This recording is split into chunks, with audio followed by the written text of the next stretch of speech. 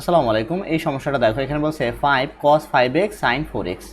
এটাকে আমরা যদি এই সূত্রের আকৃতিতে নিতে চাই তাহলে দেখো একটা 2 লাগবে।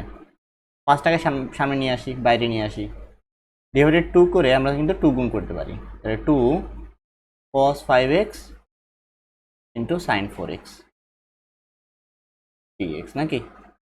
এখন আমরা যদি সূত্র অ্যাপ্লাই করি তাহলে 5/2 বাইরে আছে, ইন্টিগ্রেশন অফ, দেখো cos a sin b, 2 cos a sin b, তাহলে sin a plus b minus sin a minus b, তাহলে sin a প্লাস b, তাহলে sin এইটা প্লাস এটা তাহলে 9x, মাঝখানে minus sin a minus b, তাহলে sin শুধু x, এখানে আছে dx। এখন দেখো আমরা যদি এখন সূত্র অ্যাপ্লাই করি তাহলে 5/2 sin এর x এর সহগ দ্বারা ভাগ হয়ে যাবে, তাহলে মাইনাস 1/9 cos 9x, আর এখানে মাইনাস মাইনাসে প্লাস হয়ে যাবে প্লাস cos x, সূত্রের মাইনাস, বুঝতে পারছো, প্লাস c। এটি হলো আমাদের সঠিক উত্তর।